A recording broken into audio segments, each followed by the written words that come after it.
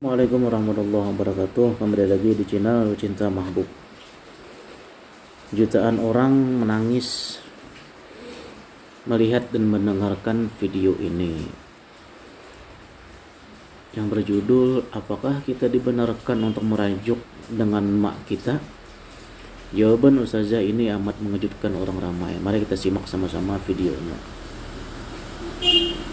Adakah seorang anak punya hak untuk merajuk dengan seorang ibu kerana seorang anak tu merasakan dirinya dilayan tidak adil, tidak sama rata dengan adik-beradik yang lain? Sebagai contoh, kadang-kadang mungkin soal pembahagian harta ataupun pembahagian kasih sayang masa ibu tu sendiri kepada anak-anak. Jadi adakah seorang anak punya hak untuk merajuk dengan seorang ibu? Itu soalan saya. Kalau didengar dari pembicaraan atau percakapan dia, kelihatannya dari Malaysia, yang dia bertanya, bolehkah seorang anak itu merajuk?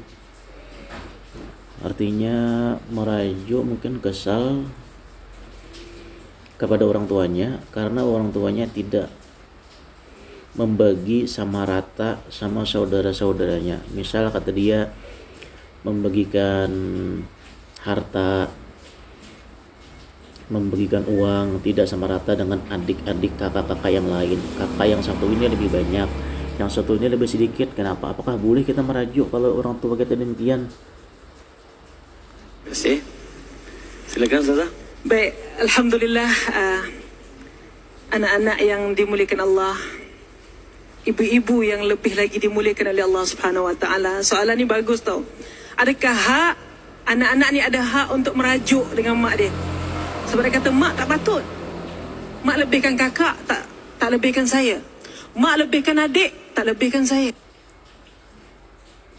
Jurus Ustazah itu, mak ibu ini pada pantas seperti itu, memberi kakak lebih, memberi saya tidak sama dengan kakak. Banyaklah mak bagi dia, tak bagi saya. Gelang mak tu, mak ada 5, mak bagi kakak 4, saya dapat 1. Ini tak adil. Seperti gelang kata beliau, misalnya maknya, ibunya dia memberikan gelang 5 ke kakaknya, dia dapat 1. Ini tak adil, tidak adil katanya. Nah, apakah seorang anak itu boleh merajuk dengan orang tuanya? Contoh, jadi anak-anak ni kasih Allah, apapun yang mak kita buat, mereka tetap yang terbaik. Tetap yang terbaik. Kita pandai macam mana pun, you ada PhD 4 ke? Mak kita tetap betul. Walaupun yang dia cakap tu faktanya salah, mengalah ajalah. Ya mak betul mak. 2 tambah 2, 5. Ya mak betul mak. Mak betul sangat mak. Saya setuju mak. Mak tetap betul. Tuan-tuan yang dirahmati Allah, yang dikasihi Allah, andai kita bina istana pun untuk mak kita, andai kita hadiahkan 2 kilo emas, 5 kilo emas untuk ibu kita, andai kita gendong dia untuk tawaf umrah dan juga haji, andai kita minum perendaman akhir kakinya, belum tentu dapat membalas jasanya yang mengeluarkan kita daripada gelap rahim kepada terang dunia ini.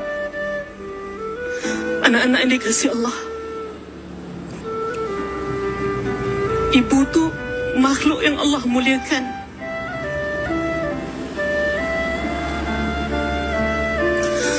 Kasih ibu tidak pernah bertalak. Kasih ibu tiada edahnya.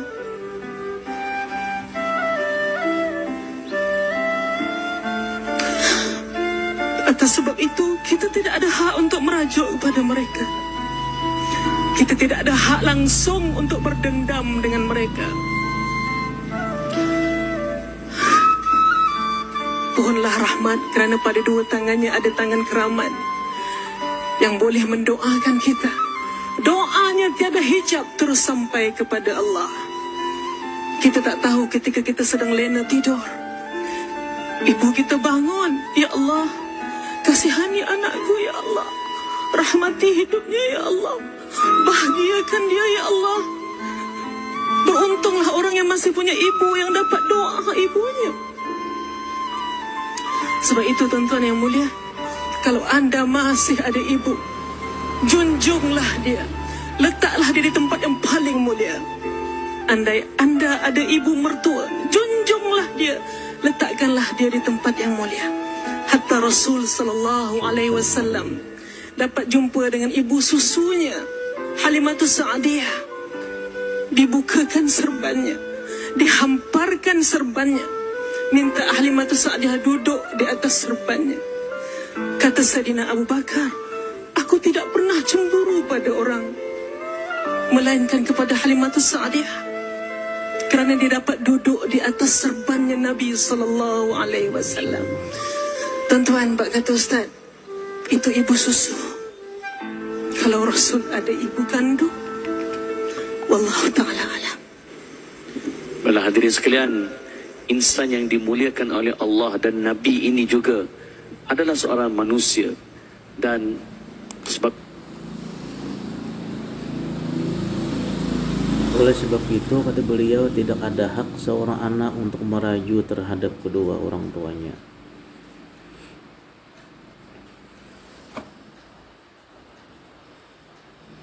Bagaimanapun kita ingin membalas kebaikan orang tua, kita bina istana, kata beliau. Katanya kita bikinkan istana untuk orang tua, tetap tidak akan bisa membalas jasa orang tua kita terhadap kita yang telah mengeluarkan kita dari gelapnya rahim dalam perut sampai ke alam dunia ini. Semoga manfaat. Assalamualaikum warahmatullahi wabarakatuh.